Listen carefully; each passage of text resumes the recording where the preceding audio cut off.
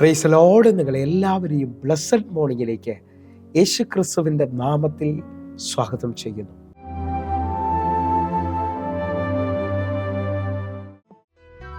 വാഗ്ദത്തം ചെയ്തവൻ വാക്കുമാറുമോ? വാഗ്ദത്തം ചെയ്തവൻ വാക്കുമാറുമോ? ഇല്ല, ഇല്ല, ഒരിക്കലുമില്ല. ഇല്ല, ഇല്ല, ഒരിക്കലുമില്ല. അവൻ വാക്കുമാറുകില്ല. ഇല്ല, ഇല്ല, ഒരിക്കലുമില്ല. ഇല്ല, ഇല്ല, ഒരിക്കലുമില്ല. അവൻ വാക്കുമാറുകില്ല.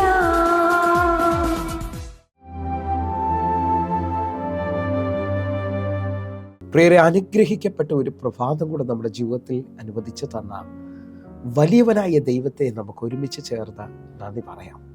എത്ര പേർ പറയും, ഞാൻ നിന്നതല്ല, എൻ്റെ ദൈവം എന്നെ നിർത്തിയതാണ്? ഒന്നുകൂടെ പറഞ്ഞു കഴിഞ്ഞാൽ 2025 ഡിസംബർ മാസം 15-ാം തീയതി വരെയും എന്നെയും എൻ്റെ കുടുംബത്തെയും കണ്ണിലെ കൃഷ്ണമണി പോലെ സൂക്ഷിക്കുകയും വിടുവിക്കുകയും ചെയ്ത വലിയവനായ ദൈവത്തിന് നന്ദി പറഞ്ഞുകൊണ്ട് ഈ പ്രഭാത ചിന്തയിലേക്ക് നമുക്ക് ഒരുമിച്ച് അടുത്തു വരാം.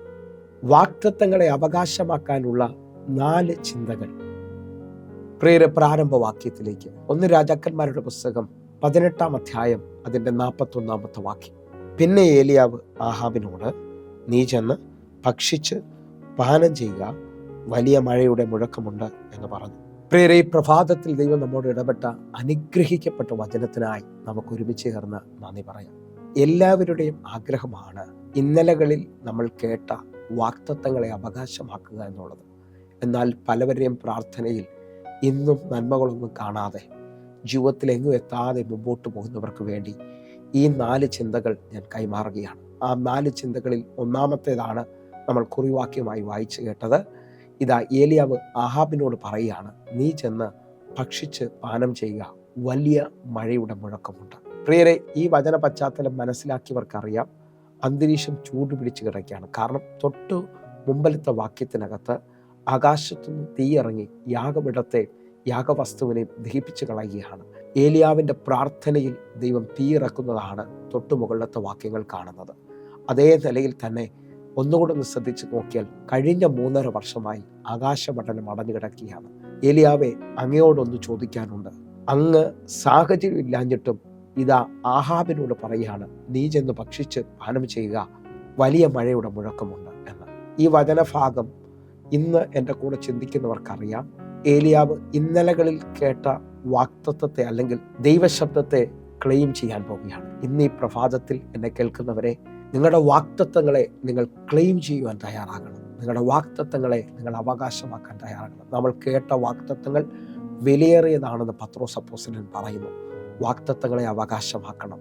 ആ നിലയിൽ തന്നെ നിങ്ങൾ ശ്രദ്ധിച്ചു നോക്കിയേ, ഒരു സാധ്യത ഇല്ലാത്തിടത്ത് ഏലിയാവ് ഇത്ര ഉറപ്പോടെ പറയാൻ കാരണമെന്ന് പറയുന്നത് 18-ാം അധ്യായം അതിൻ്റെ 1-ാമത്തെ വാക്യമാണ്. ഏറിയ നാൾ കഴിഞ്ഞിട്ട് 3-ാം സംവത്സരത്തിൽ ഏലിയാവിന് യഹോവയുടെ അരുൾപ്പാടുണ്ടായി, നീ ചെന്ന് ആഹാബിന് നിന്നെ തന്നെ കാണിക്കുക, ഞാൻ ഭൂതലത്തിൽ മഴ പെയ്ക്കുവാൻ പോകുന്നു എന്ന് പറഞ്ഞു. ഈ 18-ാം അധ്യായം 1-ാമത്തെ വാക്യത്തിൻ്റെ ഉറപ്പിലാണ് ഏലിയാവ് ആഹാബിനോട് പറയുന്നത്, നീ ചെന്ന് ഭക്ഷിച്ച് പാനം ചെയ്തോ, എൻ്റെ ദൈവം ഈ ഭൂതലത്തിൽ മഴ പെയ്ക്കാൻ പോവുകയാണ്. ദൈവശബ്ദം എന്നിൽ വെളിപ്പെട്ടാൽ, ദൈവത്തിൻ്റെ വാക്ക് എനിക്ക് വേണ്ടി വെളിപ്പെട്ടാൽ ആ വാക്കിലെ ആഴമായി വിശ്വസിക്കണം. സാഹചര്യത്തിനകത്തൊന്നും കാണുന്നില്ലേലും വാഗ്ദത്തം കേട്ടവൻ കാണാത്ത കാര്യത്തിൽ ഉറപ്പിലേക്ക് വരണം, വിശ്വാസത്തിൽ. ഇതാ, ഏലിയാവ് തൻ്റെ വാഗ്ദത്തത്തെ ഏലിയാവ് ക്ലെയിം ചെയ്യുകയാണ്. തൻ്റെ മുമ്പിൽ ഒരു സാഹചര്യവുമില്ല മഴ പെയ്യുവാനായിട്ട്, പക്ഷേ ദൈവം പറഞ്ഞ വാക്കിന് ഏലിയാവ് വില കൊടുക്കുകയാണ്. നിങ്ങൾ വിശ്വസിക്കുന്നവരാണെങ്കിൽ നിങ്ങൾ കേട്ട വാഗ്ദത്തങ്ങളെ നിങ്ങൾ റിപ്പീറ്റ് ചെയ്ത് പറയണം, അതെൻ്റെ ദൈവം ചെയ്യാൻ പോവുകയാണ്, അതെൻ്റെ ദൈവം ചെയ്യാൻ പോവുകയാണ്. അങ്ങനെ വിശ്വസിക്കുന്ന ഓരോ ദൈവമക്കൾക്കും വേണ്ടി ഒന്നാമത്തെ ചിന്ത, ഒരു സാഹചര്യമില്ലെങ്കിലും മുമ്പിലൊന്നും കാണുന്നില്ലെങ്കിലും ആ വാഗ്ദത്തത്തെ നിങ്ങൾ ക്ലെയിം ചെയ്യുക, ആ വാഗ്ദത്തത്തെ വിളിച്ചു വരുത്താൻ തയ്യാറാകുക. എങ്കിൽ 2-ാമത്തെ ചിന്ത നിങ്ങൾ ശ്രദ്ധിച്ചു നോക്കണം. ഇതാ, പുറപ്പാട് പുസ്തകം 14-ാം അധ്യായം അതിൻ്റെ 13-ാമത്തെ വാക്യം. അതിന് മോശ ജനത്തോട്, ഭയപ്പെടേണ്ട, ഉറച്ചു നിൽക്കുവിൻ, യഹോവ ഇന്ന് നിങ്ങൾക്ക് ചെയ്യാനിരിക്കുന്ന രക്ഷയെ കണ്ടുകൊള്ളുവിൻ, നിങ്ങൾ ഇന്ന് കണ്ടിട്ടുള്ള മിസ്രൈമ്യരെ ഇനി ഒരു നാളും കാണുകയില്ല.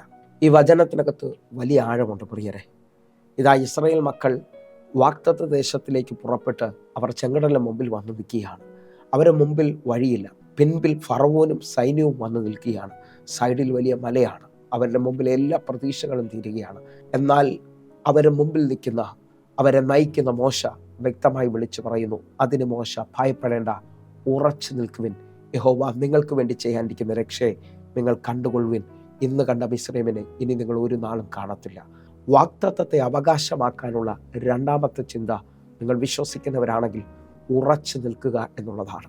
ഉറച്ചു നിന്നുകൊണ്ട് അതിനെ ക്ലെയിം ചെയ്യാൻ തയ്യാറാക്കുക. എൻ്റെ ദൈവം അത് ചെയ്യും, എൻ്റെ ദൈവം പ്രവർത്തിക്കും. മോശയോട് ചോദിച്ചാൽ മോശയുടെ അനുഭവമാണ് മോശയോട് വെളിപ്പെടുത്തുന്നത്. എബ്രായ ലേഖനം 11 അധ്യായം അതിൻ്റെ 27 വാക്യം, വിശ്വാസത്താൽ അവൻ അദൃശ്യ ദൈവത്തെ കണ്ടതുപോലെ ഉറച്ചു നിൽക്കുകയാൽ രാജാവിൻ്റെ കോപം ഭയപ്പെടാതെ മിസ്രയീം വിട്ടുപോകുന്നു. മോശയെക്കുറിച്ചുള്ള വാക്യമാണ് നാം വായിച്ചു കേട്ടത്. മോശ അദൃശ്യ ദൈവത്തെ കണ്ടതുപോലെ ഉറച്ചു നിന്നു. നിങ്ങളുടെ വാഗ്ദത്തത്തിനകത്ത് ഒരു സാഹചര്യം ഇല്ലെങ്കിലും, ഇനി ഒരു കാര്യം നടക്കത്തില്ലെന്ന് പറഞ്ഞാലും, നിങ്ങൾ ഉറച്ചു നിന്നുകൊണ്ട് നിങ്ങളുടെ വാഗ്ദത്തങ്ങളെ ക്ലെയിം ചെയ്യാൻ തയ്യാറാക്കുക. Claim your promise. വിശ്വസിക്കുന്നവരുണ്ടെങ്കിൽ ഇതാ മൂന്നാമത്തെ ചിന്തയിലേക്ക് നമ്മൾ കടന്നു വരികയാണ്. യെഹെസ്കേൽ പ്രവചനം 37 അധ്യായം അതിൻ്റെ 4 വാക്യം, അവൻ എന്നോട് കൽപ്പിച്ചത്, നീ അസ്ഥികളോട് പ്രവചിച്ച് അവയോട് പറയേണ്ടത്, ഉണങ്ങിയ അസ്ഥികളെ യഹോവയുടെ വചനം കേൾക്കുവിൻ. ദാ പ്രവാചകനെ അസ്ഥിത്താഴ്വരയുടെ നടുവിൽ കൊണ്ടുവന്ന് നിർത്തിയിട്ട് യഹോവ പ്രവാചകനോട് പറയുകയാണ്, ഈ ഉണങ്ങിയ അസ്ഥികൾ ജീവിക്കേണ്ടതിന് അവയോട് പ്രവചിച്ചു പറയണം, യഹോവയുടെ വചനം കേൾക്കണമെന്നുള്ളത്. നിങ്ങളുടെ വാഗ്ദത്തങ്ങളെ നോക്കി ദൈവത്തിൻ്റെ വചനത്തെ മുറുകെ പിടിച്ചുകൊണ്ട് നിങ്ങൾ പ്രവചിക്കുന്നവരാണെങ്കിൽ നിങ്ങളുടെ വാഗ്ദത്തം ഇതാ ജീവിച്ചെഴുന്നേറ്റ് വരുന്നത് കാണാൻ പറ്റും. ഒരു രാത്രിയിലെ അധ്വാനത്തിൽ ഒരു ചെറിയ മീൻ പോലും കിട്ടാതെ നിൽക്കുന്ന പത്രോസ് ഇതാ യേശുവിൻ്റെ വാക്കിൽ വലയിറക്കുകയാണ്. ഞാൻ ഒന്നുകൂടെ പറയാം, തൻ്റെ കഴിവിൽ, തൻ്റെ മിടുക്കിൽ നടക്കാത്തത് ഇപ്പോൾ പത്രോസ് എങ്ങനെയാണ് ആ പടകനെ നിറയ്ക്കുന്നതെന്ന് ചോദിച്ചാൽ യേശുവിൻ്റെ വാക്കിൽ അവൻ വല വീശുന്നത്. നിങ്ങൾ വിശ്വസിക്കുന്നവരാണെങ്കിൽ ദൈവവചനത്തിൻ്റെ ശക്തിയാൽ നിങ്ങളുടെ വാഗ്ദത്തങ്ങളെ നിങ്ങൾ ക്ലെയിം ചെയ്യാൻ തയ്യാറാകുക. ആ വാഗ്ദത്തങ്ങളുടെ മേലിലേക്ക് ദൈവവചനത്തെ അയച്ചു പ്രാർത്ഥിക്കുക. കാരണം ദൈവവചനത്തിന് നിങ്ങളുടെ ജീവിതത്തിനകത്ത് അത്ഭുതങ്ങളെ ചെയ്യാൻ കഴിയും. എന്നെ കേൾക്കുന്നവരുണ്ടെങ്കിൽ 147 സങ്കീർത്തനം അതിൻ്റെ 15 വാക്യം പറയുന്നു, അവൻ തൻ്റെ ആജ്ഞയെ ഭൂമിയിലേക്ക് അയക്കുന്നു, അവൻ്റെ വചനം അതിവേഗം ഓടുന്നു. എന്നെ കേൾക്കുന്നവരെ, അവൻ്റെ വചനത്തിൻ്റെ ശക്തി അതിവേഗം ഓടുന്നതാണ്. വചനത്തെ അയച്ചു പ്രാർത്ഥിക്കുന്നുണ്ടെങ്കിൽ ചലിക്കാതെ കിടക്കുന്ന വാഗ്ദത്തങ്ങൾ ജീവൻ വെക്കുന്നത് കാണാൻ കഴിയും. ഞാൻ ആത്മാവിൽ വിളിച്ചു പറയാം, ഇതാ പ്രവാചകനോട് ദൈവം പറഞ്ഞു, ഉണങ്ങിക്കിടക്കുന്ന അസ്ഥികളെ നോക്കിയിട്ട് പ്രവചിച്ചു പറയേണ്ടത് യഹോവയുടെ വചനം കേൾക്കുവിൻ എന്നുള്ളതാണ്. നിങ്ങൾ വിശ്വസിക്കുന്നവരാണെങ്കിൽ അസ്ഥിത ജീവൻ വയ്ക്കാൻ തുടങ്ങുന്നു. നാലാമത്തെ ചിന്തയിലേക്ക് വരികയാണ്. നമ്മൾ കുറിവാക്യമായി വായിച്ച 1 രാജാക്കന്മാരുടെ പുസ്തകം 18 അധ്യായം 41 വാക്യമാണ് വായിച്ചതെങ്കിൽ അതിൻ്റെ 42, 43 വാക്യങ്ങളിലേക്ക്, ആഹാബ് ഭക്ഷിച്ചു പാനം ചെയ്യേണ്ടതിന് മല കയറിപ്പോയി. ഏലിയാവോ കർമ്മേൽ പർവ്വതത്തിൻ്റെ മുകളിൽ കയറി നിലത്ത് കുനിഞ്ഞ് മുഖം തൻ്റെ മുഴങ്കാലുകളുടെ നടുവിൽ വെച്ച് തൻ്റെ ബാല്യക്കാരനോട്, 43 വാക്യം, നീ ചെന്ന് കടലിന് നേരെ നോക്കുക എന്ന് പറഞ്ഞു. അവൻ ചെന്ന് നോക്കിയിട്ട് ഒന്നുമില്ല എന്ന് പറഞ്ഞു. അതിന് അവൻ പിന്നെയും 7 പ്രാവശ്യം ചെല്ലുക എന്ന് പറഞ്ഞു. 42 വാക്യത്തിൽ ആഹാബ് ഭക്ഷിച്ചു പാനം ചെയ്യേണ്ടതിന് മല കയറിപ്പോയി. എന്നാൽ ഏലിയാവോ കർമ്മേൽ പർവ്വതത്തിൻ്റെ മുകളിൽ കയറി മുഴങ്കാലിൽ നിന്നുകൊണ്ട് തൻ്റെ വാഗ്ദത്തത്തിന് വേണ്ടി പ്രാർത്ഥിക്കുകയാണ്. എന്നെ കേൾക്കുന്നവരെ, വാഗ്ദത്തങ്ങളെ ക്ലെയിം ചെയ്യേണ്ടതിന്, അല്ലെങ്കിൽ വാഗ്ദത്തത്തെ അവകാശമാക്കേണ്ടതിന് നാലാമത് ചിന്തിക്കുന്ന ചിന്ത, നീ മുഴങ്കാലിൽ നിൽക്കണമെന്നുള്ളതാണ്. നിന്റെ നന്മ കാണുന്നത് വരെയും, നിന്റെ അവകാശം ലഭിക്കുന്നത് വരെയും മുഴങ്കാലിൽ നിന്ന് നീ പ്രാർത്ഥിച്ചാൽ അത് നിനക്ക് വേണ്ടി വെളിപ്പെടും. ഒന്നുകൂടെ പറഞ്ഞാൽ, അടഞ്ഞു കിടക്കുന്ന ആകാശമണ്ഡലം നിന്റെ പ്രാർത്ഥനയിൽ തുറക്കുന്നത് കാണാൻ പറ്റും. നിങ്ങൾ വിശ്വസിക്കുന്നവരാണെങ്കിൽ ഏലിയാവിൻ്റെ പ്രാർത്ഥനയിൽ ഒരു വലിയ ഉറപ്പ് വരികയാണ്. തൻ്റെ ബാല്യക്കാരനോട് പറയാണ്, നീ കടലിന് നേരെ ചെന്ന് നോക്കണം, എന്തെങ്കിലും സാധ്യതയുണ്ടോ എന്ന്. ഒരു സാധ്യതയില്ലാത്തടത്ത് വീണ്ടും 7 പ്രാവശ്യം ചെന്ന് നോക്കുമ്പോൾ കൈ പോലൊരു മേഘം പൊങ്ങി വരികയാണ്.